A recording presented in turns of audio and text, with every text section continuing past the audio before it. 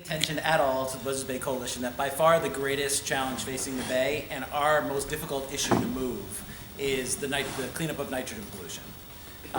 Nitrogen is about the worst you could imagine being an environmental advocacy organization trying to move an issue. This is a pollutant that is odorless, colorless, comes from all of us, comes from everywhere, takes many years to actually accumulate at a very, very slow pace. So you're decades into the problem before people even start noticing something's happening.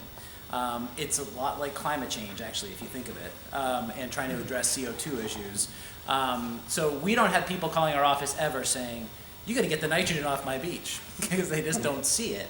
There are very, very few places in the Bay where the nitrogen pollution problem has gotten so bad that you can actually see really bad algae buildup or get fish kills. That was not the case in Tampa Bay 30 years ago. And so we like to celebrate up here that we are sort of ahead of the curve on these nitrogen problems, that the Chesapeake and Tampa and Puget Sound and even upper Narragansett Bay were wrecked long ago, and Buzzards Bay avoided a lot of these issues. Well, it's all caught up to us. We skipped a generation, but it's here. And so we're constantly looking for models. Okay, there's a lot of learning out there in the country. Who's done this well? What can we do here to accelerate the nitrogen problem and not just sort of do the same mistakes over again? And it is rare to find successes on this topic. It really is. We've dumped $4 billion in the Chesapeake cleanup. The Chesapeake still suffers from terrible problems, the Chesapeake. And as a nation, we've been focused on that problem for 50 years, and you still hear bad news about the Chesapeake. It's hard to find good examples of success, except recently on Tampa Bay. And so I think Tampa surprised a lot of the national community on this problem by announcing that they had actually met their restoration targets for seagrasses, which you'll hear from, I'm not going to steal Holly's presentation, is a key indicator and a very difficult thing to do. And when you've got that to that point, you've known you made a lot of progress. So we immediately thought, let's see if we can ask Holly to come up and tell us the story of Tampa Bay directly and see what we can learn from it. So we want to take the next hour and 15 minutes or so, hear from Holly, but hopefully have a discussion, because the landscape is a little different in Florida. The density is a much more urban area, but the pollutant is exactly the same. The legal structure is the same. We operate under the same Clean Water Act. There's no reason that what happened in Florida couldn't happen here. And so we're very glad. Holly came up this morning and is going back tonight. This is an up and down from Florida in one day to do this talk with us. So very briefly, just to give you a little bit more background, Holly has her master's from Florida State University and following extensive estuarine food web studies. Her professional career has been entirely focused in the Tampa area on managing watershed and estuarine projects.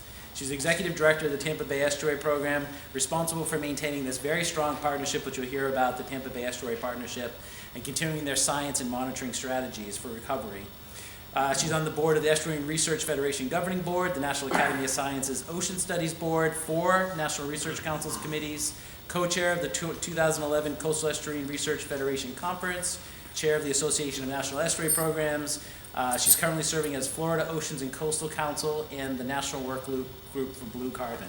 So this is a very busy person who's deep into this issue, who's given us her day today, and we are very appreciative. And so thank you, Holly. I'm going to turn it over to you. I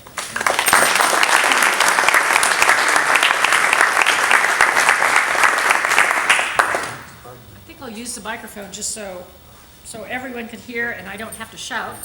Is this on? Flip the switch. Right at the top. You're live. Okay, good. Much better. Well, I'm very pleased to be here today to talk a little bit about the experience that we've had in Tampa Bay over the last 30 years. And very excited to see how focused this group is on making sure that you don't get to the point where it takes an awful lot of effort to get back from. I think you're doing exactly the right thing. I also want to mention that I was with the Sea Education Association on the Westward for several cruises, so in the early 1980s. So glad to see that. Okay, good. Just a little bit about Tampa Bay. We are Florida's largest open water estuary. Our open water is about 400 square miles. I'm not sure how large your area is. Is it a similar size, about 400? 432? Perfect. Okay, our watershed is about 4 times that. Very, very shallow area in Tampa Bay. Our average water depth is 12 feet. Our watershed population, though, is 2.3 million. To put this into perspective, when I started with the estuary program in 1990, we had 1.2 million. So we've gotten more than 1 million people over the last 25 years in the Tampa Bay area, and are continuing to grow. And we also have a very large port facility. We're one of the 10 largest ports in the United States. This is where you don't want to go. This was Tampa Bay in the 1970s. It is covered with macroalgae, very polluted with nitrogen, and in fact was considered a poster child for nutrient pollution in the United States. It was, in fact, so bad that it was called dead by our local newspapers, and again, really a very strongly and heavily polluted estuary. Half of Tampa Bay's seagrasses were lost by 1982. Half of our shoreline has been altered. 40% of our tidal marshes were destroyed. Some of our bird populations really declined seriously. Fish kills were common. Visibility was reduced to about 2 feet in one of our bays. Again, a very, very polluted area. And in fact, as I mentioned, 60 Minutes did a segment on nutrient pollution in the United States and focused on Tampa Bay as the poster child for that. So very similar to what you're dealing with here, poorly treated sewage, unrestricted dredging and filling, and untreated stormwater and runoff, and industrial discharges all contributed with common pollutant of nitrogen. So nitrogen was really driving the amount of algae that was in the water and the macroalgae that was washing along the shores in the 1970s and early 1980s. With, I think one of the important things to talk about is how important citizen action was early on in Tampa Bay's recovery. It was really the citizens of Tampa Bay, much like you. It's the same mix of people that cared about the Bay, that lived in the Bay.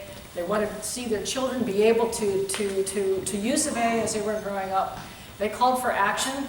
And that action was enacted through regulations, only for Tampa Bay, but enacted at the state level, requiring our wastewater treatment plants, all of them that discharge to Tampa Bay, to meet a 3 milligram per liter concentration of nitrogen, or to go to 100% reuse within 3 years. That happened in 1979. All of our wastewater treatment plants were able to either upgrade their facilities or enact 100% reuse, which is using treated wastewater for irrigation. That really kick-started the recovery in Tampa Bay. It wasn't the only thing by any means, but it was an important first step. Stormwater regulations came along in the 1980s, again, through state regulation. That was a statewide effort. The wastewater was only Tampa Bay because of the citizen action there. And then regional collaboration, much like your group here, we have several water management districts, agencies, and the Tampa Bay Estuary Program came along in 1990 to continue this collaborative approach. This is a little bit about that citizen-demanded action. In 1978, state legislation required upgrades to all wastewater treatment plants. And again, they could do that through upgrading their sewage treatment plant facility or by going to 100% reuse. Within 3 years, 90% of the nitrogen from wastewater treatment plants was reduced due to these actions. And so it was a very big effort, turning off the tap, essentially, from wastewater treatment plants within 3 years. I think it's really important to realize that at the same time, this was when the Clean Water Act was being enacted. There were funds available to the wastewater treatment plants in order to be able to upgrade through loans and in some cases grants. But so there was a call for action, a regulation, and also the availability of funds that allowed our local counties and cities to upgrade their plants.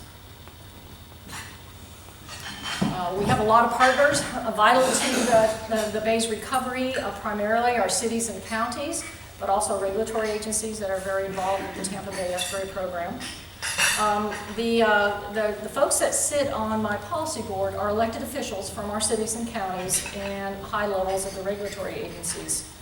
One of the very first things they did, this was in the early 1990s, was to establish a numeric seagrass restoration goal.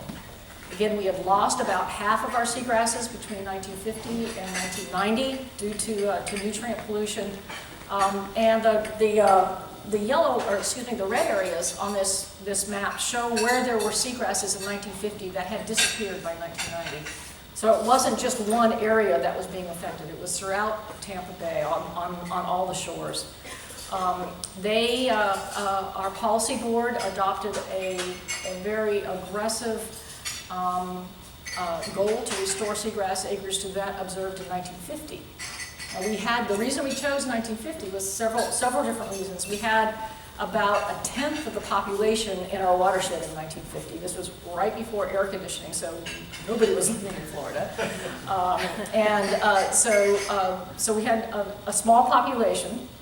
We already had some seagrass loss by 1950, but this was a goal that our policy board thought was aggressive, but over time was achievable. We didn't know how long it would take, and that was one of the major discussion items early on. Do we set a goal that is so high that we're not going to be able to meet it, or do we set an aggressive goal that we think over time we can move toward?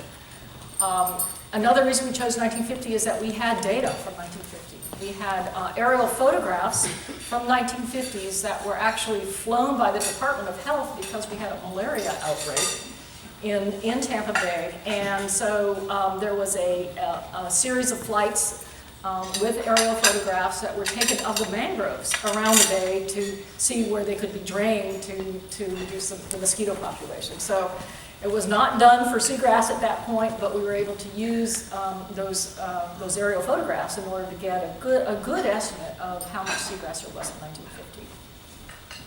I think setting this goal was probably one of the most important things that our program did early on. A numeric goal that was aggressive but achievable over time. We did not put a time limit on it, though. We didn't say this is going to happen in 10 years or 20 years because we didn't know what it was going to take in order to be able to recover the seagrasses. But that goal has been at the forefront of all the science that we've done and all the management actions that have taken over time. We spent about 5 years developing the relationships between the seagrass growth and reproduction goal, restoring seagrass to 1950s levels. We took a look at how much light the seagrass required in order to be able to grow back to the depth that we observed it in seagrass in 1950, because it had retreated shoreward because of the algae in the water that was blocking the sunlight. And so the seagrass light requirement was an important piece of that science-based approach. We found that seagrass in Tampa Bay require about 20.5% light that hits the surface to get down to where the grass beds are. And so our goal then is to get that 20% light to the depth that seagrass grew in 1950. We then took a look at the factors associated with what was causing the water cloudiness, and found that the amount of algae in the water column, as measured by chlorophyll A, was one of the most important factors. So we were able to develop specific chlorophyll A targets, this is the concentration of algae in the water column, that would allow 20.5% light to reach the depth of seagrass that were there in 1950. And then from there, through a series of different types of models, we were able to relate our chlorophyll targets, so we have a specific target, to the amount of nitrogen that the bay could accept and still maintain that chlorophyll target. So from starting with the seagrass target, restoring seagrass to 1950s levels, we now have a total nitrogen load cap that we need to meet in order to be able to maintain water quality over time. This is a very quick explanation of a lot of science and experimental design that went into all these steps, but it was a very important aspect that has allowed both the scientists in the area and the managers and the policymakers to understand why we're working with nitrogen. You know, it's nitrogen to light the seagrass, and that is that's an important set of relationships that have been developed over time. So this was really the beginning of Tampa Bay's collaborative approach. We had citizen action that really kick-started things, but now we're looking at needing to manage nitrogen from all sources, and in order to meet those nitrogen targets that we have now, the caps of nitrogen. The public sector that were on our policy board, the elected officials, realized that nitrogen management goals were unattainable without private sector help. And the public sector invited the private sector, we have a lot of industry in Tampa Bay, to participate with the public sector in a voluntary nitrogen management consortium. Each partner contributed to the nitrogen management goal as they were able to. There was no requirements or allocations at this point. This was, again, in the mid-1990s. So we have industry and wastewater treatment plants and citizens, you know, all saying, okay, this is what I can contribute to reduce nitrogen to help meet the cap that has been established now for Tampa Bay. The Tampa Bay Nitrogen Management Consortium is now a very active group and has been since 1996. Again, it's a partnership of local governments, regulatory agencies, local phosphate companies. We have a large phosphate mining industry in Tampa Bay, agricultural interests, and electric utilities.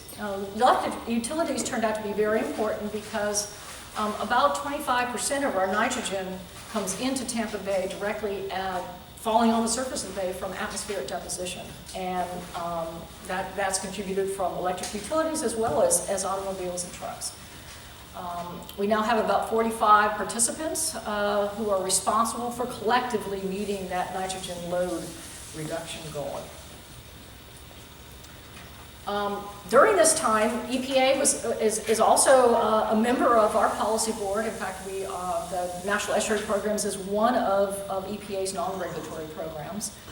And in 1998, EPA approved the nitrogen load goals that were set by the estuary program partners as the TMDL for Tampa Bay. So that voluntary cap now that was developed has become the TMDL for Tampa Bay.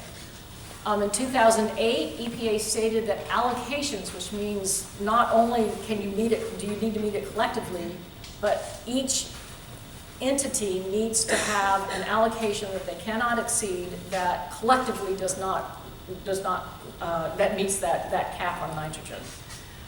That they would be incorporated into state regulatory permits in 2010. This public-private partnership, the Tampa Bay Nitrogen Management Consortium, requested and were encouraged by our regulatory agencies to collaboratively develop recommended allocations to all sources. Now this means that wastewater treatment plants, stormwater, the NPDES stormwater permits, agriculture, atmospheric deposition, all came together and identified the caps that each one of them would accept to meet that overall goal.